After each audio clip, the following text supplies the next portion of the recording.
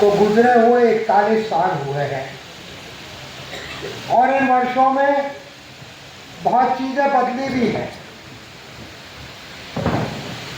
पर हम ये लेख उनके कुछ छापे हैं, पार्टी द्वारा छापे गए हैं। वैसे तो उन्होंने बहुत लिखा है और छापने निकले तो 20-30 किताबें हो जाएंगी, पर तो कुछ चुने हुए लेख जो आज भी उतने ही महत्वपूर्ण हैं जब लिखे गए थे तब जितने थे उतने ही आज महत्वपूर्ण है, और कुछ मामलों में ज्यादा महत्व उनका आज हो गया। कॉमरेड सीपी सैद्धांतिक मामलों में और व्यवहारिक मामलों में दोनों में बहुत महत्वपूर्ण लेख लिखे जो आज की पीढ़ी को भी पढ़ना आवश्यक है। और वो उनमें से कुछ चुनिंदा लेख, कुछ अंतर्राष्ट्रीय कम्युनिस्ट आंदोलन पर उनका लिखा हुआ, अंतर्राष्ट्रीय स्तर पर 2 दिशाओं की जो बहस चली संशोधनवाद के खिलाफ, महान बहस जो चली उसमें चीन की कम्युनिस्ट पार्टी में संशोधनवाद की तरफ जाना और माओ के विचारों के साथ खड़े होना और उस बहस को कार्यकर्ताओं को समझाना, ये उन्होंने किया। हिंदुस्तान में प्रधान अंतर्विरोध का सवाल लंबे समय तक कम्युनिस्ट क्रांतिकारी आंदोलन में काफी बहस का सवाल हुआ, और फिर पार्टी ने जो तय किया सोच विचार के बाद, उसको कॉमरेड सीपी ने बहुत एक अच्छे लेख में प्रधान अंतर्विरोध के बारे में समझाया है, उसे भी इसमें शामिल किया गया है। और पार्टी के हिंदुस्तान में जो इतिहास है उसके संबंध में भी कुछ लेख है, और सबसे महत्वपूर्ण है वो सवाल क्रांतिकारी दिशा का सवाल कि हिंदुस्तान में जो संघर्ष का रास्ता है नवजनवादी क्रांति के लिए, दीर्घकालीन लोकयुद्ध का यह रास्ता, लोकयुद्ध का रास्ता जिसपे सब कम्युनिस्ट क्रांतिकारी एकमत है, सवाल है उसको हिंदुस्तान में, हिंदुस्तान की ठोस परिस्थितियों में कैसे लागू किया जाए। इसके अलग अलग पहलुओं पर कई लेख हैं उनके, गोदावरी घाटी संघर्ष के बारे में, प्रतिरोध संघर्ष क्या है इसके बारे में, और दूसरे सवालों पे वो भी इसमें शामिल किया गया है। और हम आशा करते हैं कि सभी कार्यकर्ता, उसके अलावा सभी जो समर्थक है कम्युनिस्ट क्रांतिकारी आंदोलन के, वो भी उनको अध्ययन करेंगे और बहुत कुछ सीखने को मिलेगा। कॉमरेड सीपी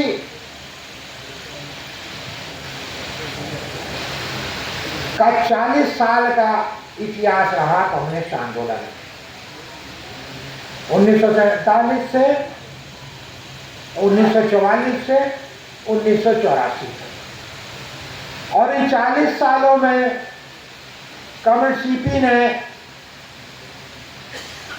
अनुभव किए बहुत सारी चीजें दुनिया में और देश में, कम्युनिस्ट आंदोलन में उतार चढ़ाव बहुत देखे। मैं खास तौर से इस बात को जोर दे रहा हूँ क्योंकि आज के संदर्भ में बहुत ये बात चलने लगी है कि कम्युनिस्ट आंदोलन में क्या होना, कुछ नहीं, ये सब बातें। उन 40 साल में कॉमरेड सीपी ने ऐतिहासिक महान तेलंगाना किसान सशस्त्र विद्रोह, इसके भागीदार वो रहे, और उसके बाद जो नक्सलवादी सशस्त्र किसान विद्रोह हुआ और उससे जो आंदोलन आगे बढ़ा, उसके भी वो भागीदार है। हिंदुस्तान के इतिहास में कम्युनिस्टों के नेतृत्व में सशस्त्र किसान विद्रोह के यही 2 बड़े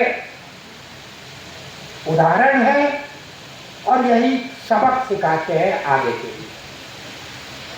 इसके अलावा कम्युनिस्ट सीपी ने अंतर्राष्ट्रीय कम्युनिस्ट आंदोलन में भी दो बड़े घटनाक्रम देखे उनके। पहला,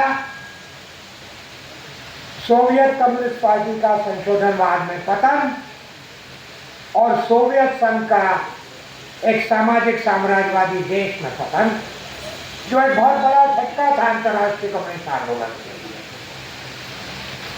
और जिसमें कम्युनिस्ट माओ के नेतृत्व में चीन की कम्युनिस्ट पार्टी ने महान बहस चढ़ाई कम्युनिस्ट माओ द्वारा, और हर संशोधनवाद के हर पहलू को उजागर किया और दुनिया भर के कम्युनिस्ट आंदोलन को सही क्रांतिकारी रास्ता दिखाने में महत्वपूर्ण नेतृत्वकारी भूमिका निभाई। उस महान बहस में कम्युनिस्ट सीपी ने वो दौर भी देखा और उसके बारे में अच्छे लेख भी लिखे समझाने के। कम्युनिस्ट सीपी ने अपने जीवन में दूसरा घटनाक्रम भी देखा, जब चीन की कम्युनिस्ट क्रांति पार्टी में संशोधनवाद हावी हो गया 1989 के दौर में कम्युनिस्ट माओ के निधन के बाद, और बाद में जाकर चीन की कम्युनिस्ट पार्टी भी खोलकर संशोधनवादी पार्टी हुई और चीन पूंजीवाद का रास्ता अपनाते हुए आज सामाजिक साम्राज्यवाद की स्थिति में पहुंची। उस समय भी कम्युनिस्ट सीपी ने कम्युनिस्ट माओ के पक्ष में और माओ से तुम विचारधारा के पक्ष में अपने लेखों के माध्यम से कार्यकर्ताओं को सजग किया, शिक्षित किया। मैं इसलिए बता रहा हूं कि इन उतार चढ़ावों के बावजूद कम्युनिस्ट सीपी ने हिंदुस्तान की क्रांति पर चिंतन करते हुए और अपने अनुभव लेकर 1981 से हिंदुस्तान में दीर्घकालीन लोकयुद्ध कैसे होगा, इस कार्यनीति के बारे में नीति सामने स्पष्ट रखी।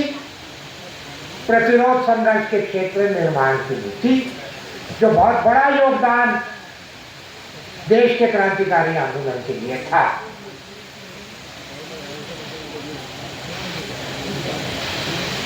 कम्युनिस्ट सीपी 1947 में आंध्र राज्य कमेटी के सदस्य बने और उसके बाद तेलंगाना आंदोलन के हिस्सेदार थे। सीपीआई के संशोधनवादी नेतृत्व ने तेलंगाना आंदोलन वापस लिया और तभी से कम्युनिस्ट सीपी के तेवर स्पष्ट हो गए जब उन्होंने तेलंगाना आंदोलन वापस लिए जाने के खिलाफ अपने पार्टी नेतृत्व की आलोचना की और अपने जिस जिले में वो कार्यरत थे वहां से प्रस्ताव दिया। उसके बाद के दौर में ये भी कम्युनिस्ट सीपी का योगदान, प्रतिरोध संघर्ष के सवाल पर तो मुख्य योगदान है ही है, उसके अलावा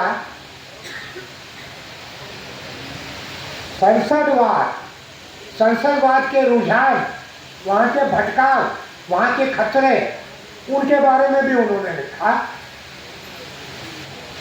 और संसदीय प्रणाली में हिस्सेदार होने का भी उनका अनुभव था। वो विधानसभा में सदस्य के रूप में जब मद्रास प्रेसिडेंसी थी उसमें चुन के गए थे और वहाँ भी अपने वक्तव्य से बहुत प्रभावित किए। तो उसके कहने का मतलब इस संसदीय व्यवस्था के अंदर का भी उनको अनुभव था। और उसके बाद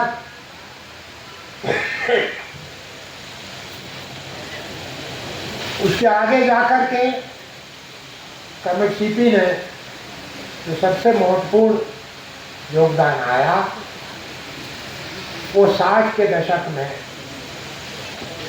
जब नक्सलवाड़ी सशस्त्र किसान विद्रोह हिंदुस्तान में फूट पड़ा और वहां से आग की तरह फैला और नव संशोधनवादी सीपीएम के खिलाफ कम्युनिस्ट क्रांतिकारी कतारों ने बगावत की और किसान संघर्षों को प्रेरित करने का नारा दिया गया और उधर सीपीआईएमएल की स्थापना हुई।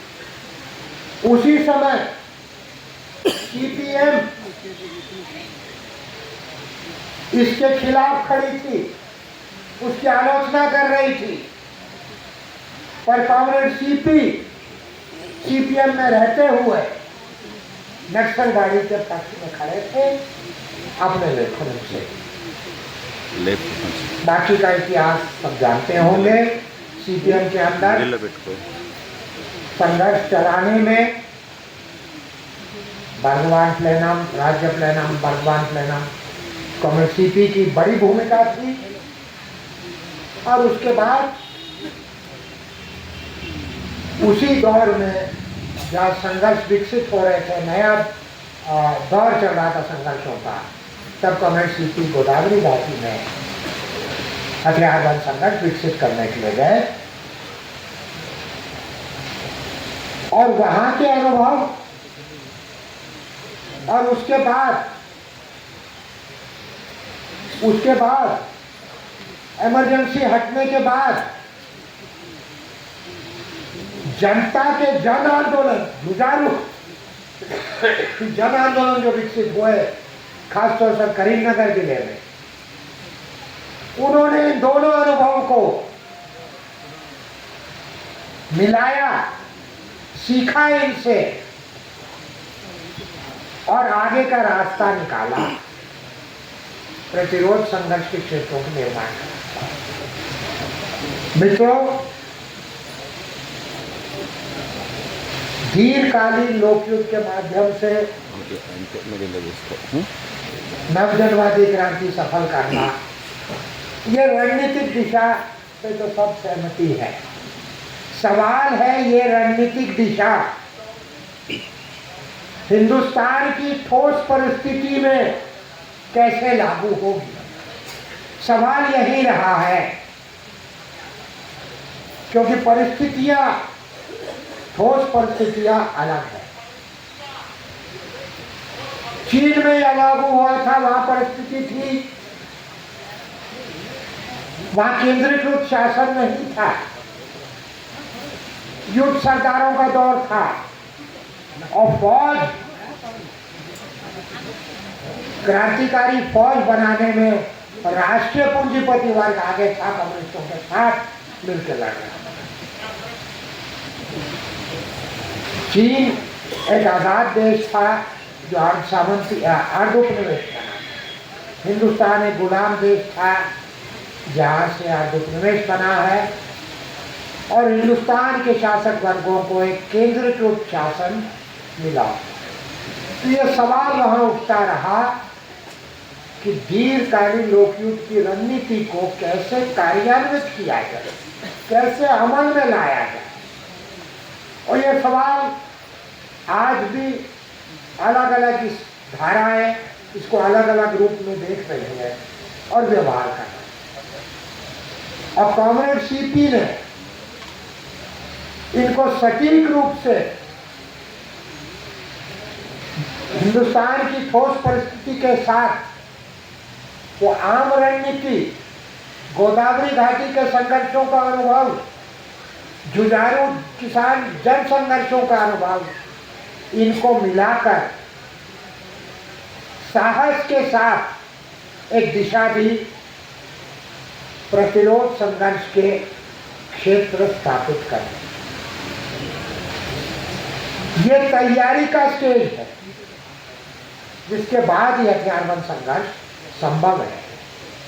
ये स्पष्ट उन्होंने कहा कि ये हथियारबंद संघर्ष की शुरुआती स्टेज या रक्षात्मक स्टेज ये नहीं है, ये उसकी तैयारी, राजनीतिक, सांगठनिक और फौजी तैयारी दीर्घकालीन लोकयुग कि विभिन्न तरह से विभिन्न क्षेत्र जगहों पर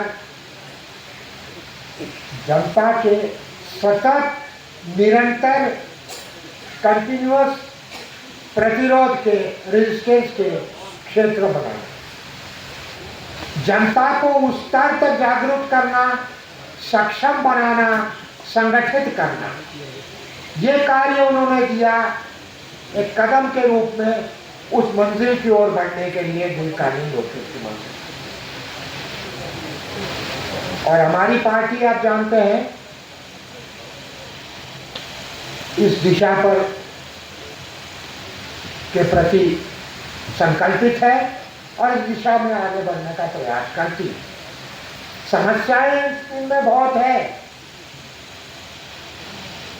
ये दिशा निकली वामपंथी दुस्साहसवाद के नतीजे देखने से, ये दिशा निकली उस संघर्ष के, उस नीति के खिलाफ जो एक दौर में सीपीएमएल का केंद्रीय नेतृत्व तत्काल क्रांति की, तत्काल सब जगह विद्रोह की उम्मीद देखते हुए क्रांति की उम्मीद कर रहा था, उसके विकल्प के रूप में ही आ गया। और आज बहुत सारे अनुभव आ चुके हैं और भी अनुभव हैं, और ये यही दिखाते हैं कि हिंदुस्तान की ठोस परिस्थितियों में जनता की शक्ति को तैयार करने के लिए यही रास्ता है। और सीपी ने ही ये सामने तेलंगाना के अनुभव को लेकर, केवल आसमान से नहीं, तेलंगाना के अनुभव को लेकर कमिश्नर सीपी ने रणनीतिक क्षेत्रों को चुनने की, जंगल पहाड़ के क्षेत्रों में चुनकर वहां आधार बनाने की, आधार क्षेत्र नहीं कह रहा, आधार बनाने की जनता में, जिससे प्रतिरोध संघर्ष बढ़ाने के लिए, प्रतिरोध संघर्ष के स्थायी क्षेत्र बनाने के लिए विभिन्न जगहों। तो ये बहुत बड़ा योगदान कॉमरेड सीपी का है दिशा के सवाल पर, रास्ते के सवाल पर, कि कैसे हिंदुस्तान की क्रांति को आगे बढ़ाने के लिए क्या रास्ता अपनाया जाए, दीर्घकालीन लोकयुग के रास्ते को कैसे क्रियान्वित किया जाए, ये सबसे महत्वपूर्ण योगदान। इसके अलावा कॉमरेड सीपी का जो मैं उदाहरण दे रहा था कि उन्होंने अपने 40 साल के राजनीतिक जीवन में दो बड़े नुकसान अंतर्राष्ट्रीय कम्युनिस्ट क्रांतिकारी आंदोलन के देखे। दो समाजवादी देशों में संशोधनवाद के हावी होने का और पूंजीवाद के पुनर्स्थापित होने का देखा। उसके बावजूद आगे बढ़ते हुए हिंदुस्तान की क्रांति के लिए दिशा कार्यकर्ताओं ने स्पष्ट की, प्रतिरोध संघर्ष की दिशा, और दूसरे अलावा वैचारिक विचारधारात्मक क्षेत्र में संशोधनवाद के खिलाफ संघर्ष। मैं ये बोल दे रहा हूँ क्योंकि आज सही बात है, कम्युनिस्ट क्रांतिकारी आंदोलन हिंदुस्तान में कम स्तर पर है, उभार में नहीं है।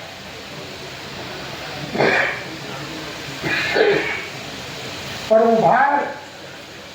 उभार और उतार ये आते रहते हैं आंदोलन में। जैसे जैसे अंतर विरोध बदलते हैं, जैसे जैसे जनता की शक्तियां आगे आती है इन अंतर विरोधों के कारण, वैसे वैसे ही उभार दिया। हो सकता है दिखने में हिंदुस्तान में मुश्किलें हैं, पर यह भी याद रखिए कि आज का दौर वो है जहाँ साम्राज्यवाद गहरे संकट में है, जहाँ आज आप देख रहे हैं कि साम्राज्यवाद के गढ़ में विरोध आ रहे हैं। साम्राज्यवादी व्यवस्था के तीनों अंतर विरोध इस समय तीव्र होते जा रहे हैं। साम्राज्यवाद और उत्पीड़ित राष्ट्रों और लोगों का अंतर विरोध, जो मुख्य अंतर्विरोध एक है वो हम देखे हैं, उसका प्रतिबिंब गाजा में फिलिस्तीनियों पर हमले और एक तरफ साम्राज्यवादी शक्तियां और एक तरफ जनता लड़ रही है अपनी राष्ट्रीय आकांक्षाओं के लिए। और इस संघर्ष में, इस अंतर्विरोध ने पूरी दुनिया को हिला दिया, पूरी दुनिया को हिला दिया। और इसी अंतर्विरोध के बढ़ने के साथ साथ विकसित पूंजीवादी देशों में पूंजी और श्रम का अंतर्विरोध बढ़ गया।